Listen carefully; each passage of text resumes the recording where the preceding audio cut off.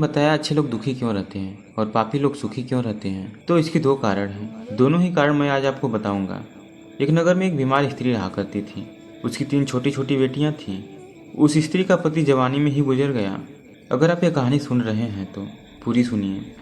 इस कथा को आधा अधूरा छोड़कर जाने की गलती मत करिए, क्योंकि इस पवित्र कथा को आधा अधूरा छोड़ने से आपको पाप भी लग सकता है। इसीलिए इस कथा को पूरा सुनिए।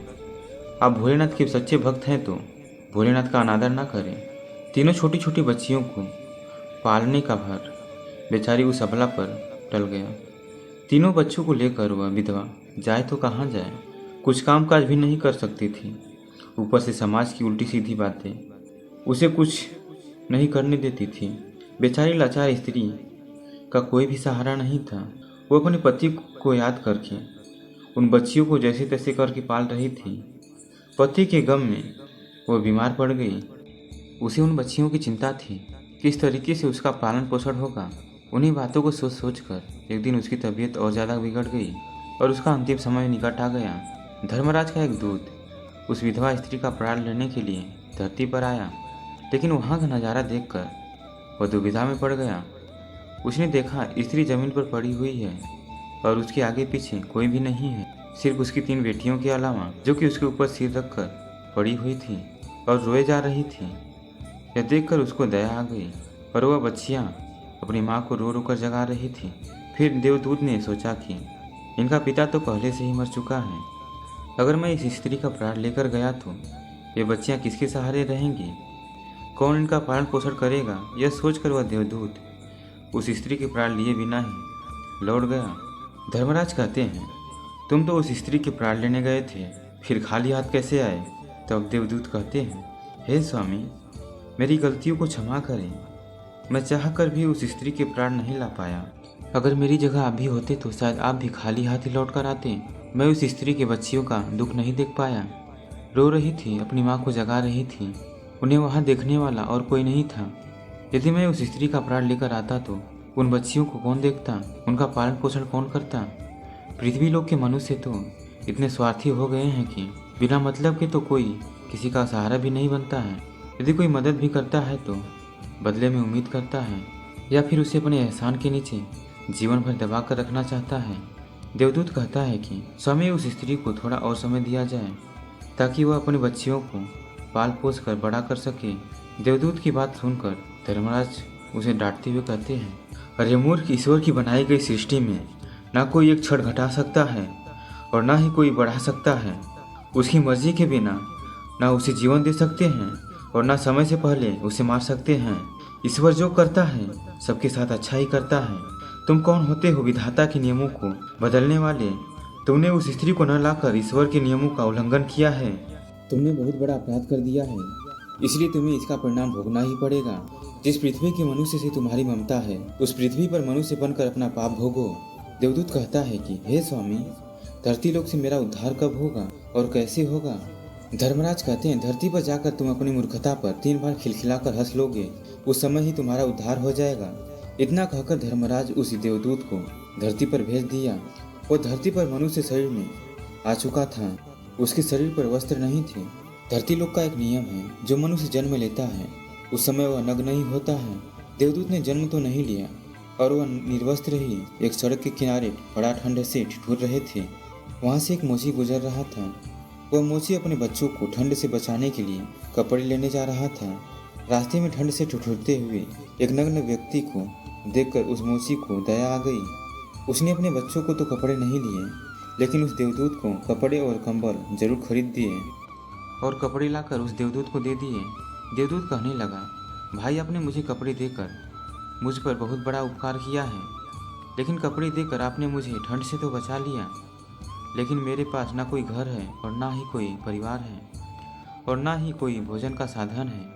तब मोची बोला, हे भाई, तुम मेरे घर चलो, मैं तुम्हारा सारा खर्चा उठा लूँगा। और वह मोची देवदूत को लेकर घर पहुँचा। उधर मोची की पत्नी ने देखा, उसका पति तो बच्चों को कपड़े लाने गया था, कपड़े तो लाया नहीं, उल्टा एक आदमी को घर बुला लाया है।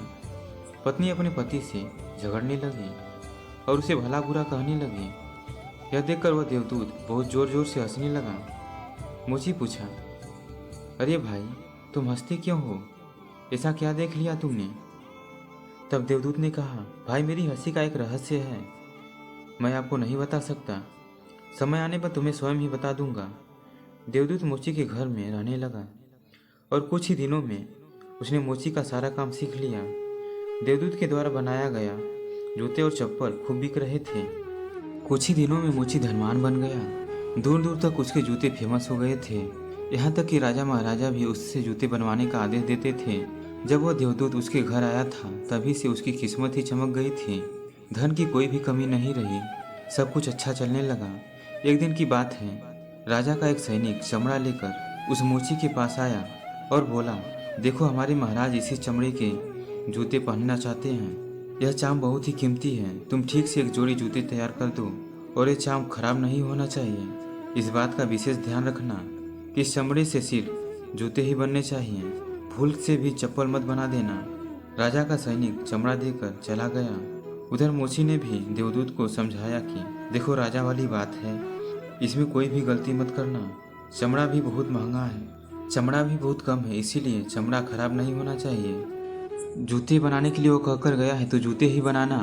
गलती से यदि चप्पल बना दी तो जटिल से भी जटिल सजा देगा। मोची के इतना समझाने के बाद भी देवदूत ने चमड़े की चप्पल ही बनाई। चप्पल देखकर मोची की सांसें फूल गई। वह देवदूत को डांटने लगा, यहाँ तक कि डंडा लेकर उसे मारने के लिए भी दौड़ा। कहने लगा, अबे मूर्ख, तुझे बार बार समझाया था कि जूते ही बनाना, लेकिन तुमने चप्पल बना दी। अब राजा हमें छोड़ेगा नहीं, तू भी मरेगा और साथ में मैं भी मारा जाऊंगा।